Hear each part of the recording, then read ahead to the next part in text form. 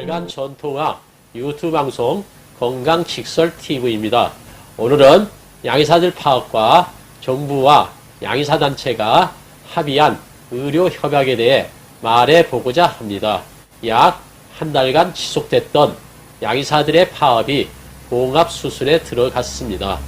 보건복지부 박능우 장관과 양의사단체인 대한의사협회 최대집 회장은 9월 4일 서울 종로구 정부 서울청사에서 회동을 갖고 양의사들의 집단 휴진 중단과 의정협의체 구성을 골자로 한 합의문에 서명했습니다.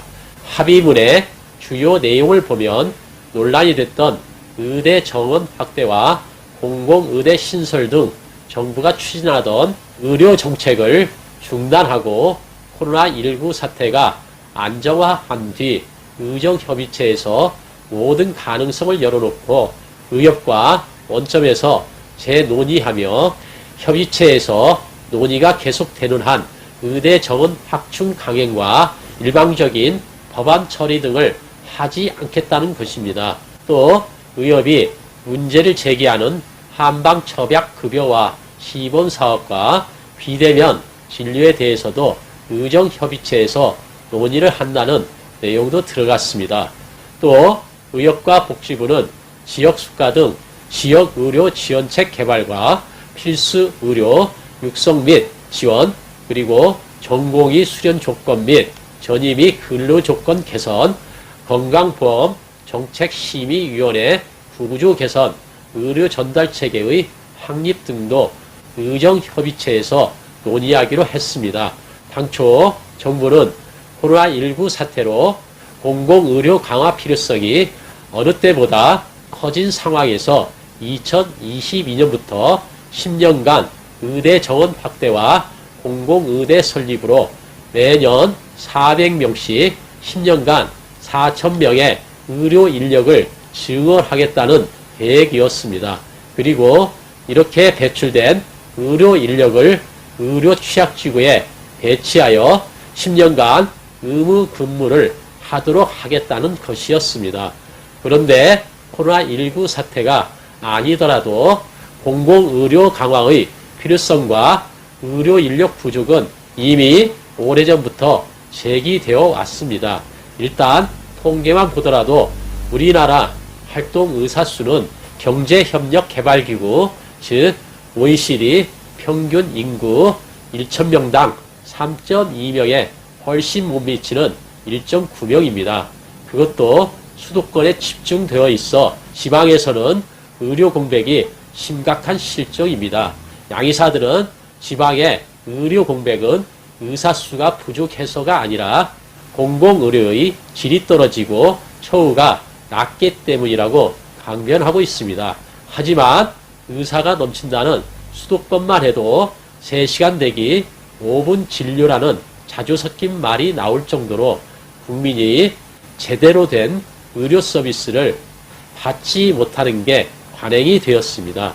그만큼 의사 수가 부족하여 국민이 자신이 받는 의료 서비스의 내용과 부작용에 대해 충분한 설명을 듣지 못하고 양의사의 독단에 의해 일방적으로 의료가 이루어지고 있습니다. 이것은 외국에서 환자 한 명에게 1시간 내지 2시간 시간을 갖고 충분한 상담이 이루어지고 있는 것과 비교해 볼 때 하늘과 땅 차이로 우리는 의사수 부족으로 그런 조건이 되지 못하고 있는 것입니다. 이런 문제를 해결하기 위해 의료 인력 확충이 항상 제기되어 왔습니다. 더구나 국민의 생명과 건강을 지키는 게 국가의 책무임을 생각할 때 공공의료 강화는 시대적 과제였습니다. 그럼에도 양의사 집단이 지속적인 파업으로 공공의대 설립과 공공의료 인력 확충을 막는 것은 시대적 과제를 거스르는 용서받을 수 없는 일입니다. 더구나 코로나19 사태로 전 국민의 대부분이 생계의 유혹을 받고 있는 심각한 실정에서 연봉 1억 원이 넘는 사람들이 국민의 생명을 담보로 그들의 이익을 위해 파업을 반복한다는 것은 용서할 수 없는 일입니다. 양의사 집단이 어떤 명분을 내세우든 그 속내는 자신들의 밥그릇이 조금이라도 줄어드는 것을 용납하지 않겠다는 것입니다. 즉, 의료 인력이 많아지면 그만큼 자신들의 임금이 낮아진다는 계산입니다. 이런 속내는 한방첩약, 의료보험, 급여화는 더는 논의할 여지 없이 폐기해야 한다고 주장하는 것에서도 잘 드러납니다. 한방첩약에 의료보험이 지원되면 국민들의 부담이 줄어들어 한약으로 의료 수요가 몰리기 때문입니다. 더구나 환자를 지키는 게 의사의 본분임을 생각할 때 이것을 저버리고 극한 투쟁을 한다는 것은 환자에 대한 사랑과 배려는 고사하고 그들의 밥그릇을 지키려는 민낯을 그대로 보여주는 일이 아닐 수 없습니다. 한방첩약 의료보험 지원에 대해 양의사들은 비과학적인 한약의 의료보험을 지원해주면 건강보험 재정이 부족해져 과학적으로 중요한 화학신약이 개발되었을 때 지원해주지 못하거나 건강보험료를 증액하게 되어 국민의 부담이 증가한다고 주장하고 있습니다. 하지만 그들이 과학을 정가의 보도처럼 내세우는 주장은 그들이 과학적이라고 처방했던 화학약이 치명적인 위해성이 드러나 퇴출되는 것을 보면 명분이 없는 일입니다. 그 애만 하더라도 콘택 600, 파콜, 지미코, 코리투살 등 PPA 계열의 감기약이 출혈성 뇌졸중을 일으킨다는 게 드러나 시장에서 퇴출되었고 그들이 흔히 처방하는 고혈압 약과 심장병 약에서 발암물질이 함유되어 있는 게 드러나 2018년에 큰 홍역을 치렀습니다. 또 신세대 소염 진통제라고 대대적으로 떠들었던 바이옥스는 수많은 심장질환 사망자를 초래했고 잔탁과 서큐란 등 제산제로 처방되었던 화학약은 지난해 암을 유발한다는 게 드러나 퇴출되었습니다.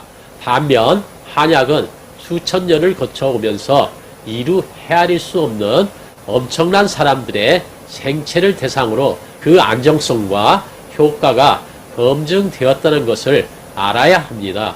양의사들이 국민의 생명을 담보로 집단 파업을 반복하는 사태에 대한 근본적인 책임은 양의사들에게 국가보건의료에 대해 절대 권력을 쥐어준 정부 당국에 있습니다. 즉 국가의 보건의료의 중심에 양의사들을 세워놓고 국민들에게 양방 위주로 진료를 받도록 의료제도를 만들었기 때문입니다. 더군다나 양의사들이 각종 언론에 등장하여 정부의 비대칭 속에 그들의 이익에 맞게 일방적인 논리로 국민들에게 질병의 검사와 치료는 인공화학요법에 의존해야 하는 것으로 세뇌시키는 작업을 방관하기까지 했습니다.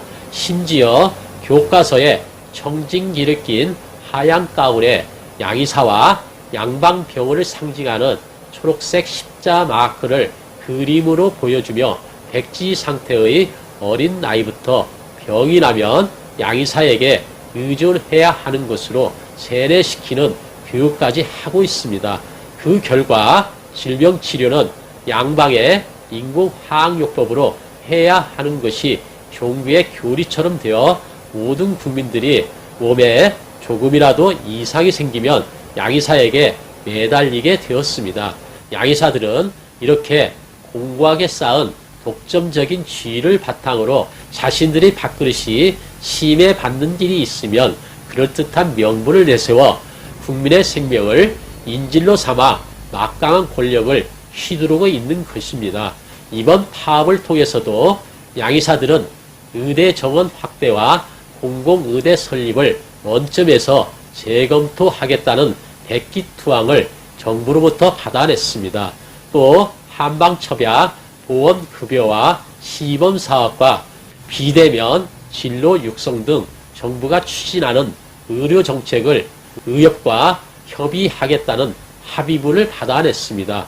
심지어 전공의 특별법 등 관련 법안을 개정과 제정 등을 통해 전공의 수련 조건 및 전임의 근로 조건 개선을 위해 필요한 행정적, 재정적 지원 방안을 마련하겠다는 그들의 이익을 챙기는 요구까지 받아냈습니다. 이것은 국가의 의료 정책을 양의사의 이익에 맞게 좌지우지할 수 있다는 걸 학습시킨 나쁜 선례입니다. 또 국민의 이익이 아닌 양의사의 입맛에 맞춘 이상한 의료정책 협약이요 의료 독재가 아닐 수 없습니다. 이런 사태의 반복을 막기 위해서는 양방 위주의 국가 의료정책을 개혁해야 합니다. 그 일환으로 생명에 치명상을 줄 부작용의 위험이 높은 양방의 인공화학요법을 국민이 무소불위로 사용하도록 세뇌시키는 것을 막아야 합니다.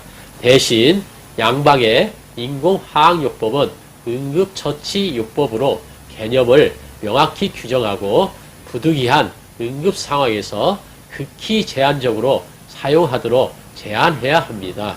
또 공공의료 인력을 10년간 한시적으로 배출할 것이 아니라 영구적으로 배출하는 것을 제도화해야 합니다. 그리고 그들을 판사나 검사처럼 의료 전문 공무원으로 채용하여 신분과 수입을 보장해주고 의료 취약 지역이 없도록 순환 근무를 시켜야 합니다. 이를 통해 점차 모든 의료인을 전문 공무원으로 대체해 나가야 합니다.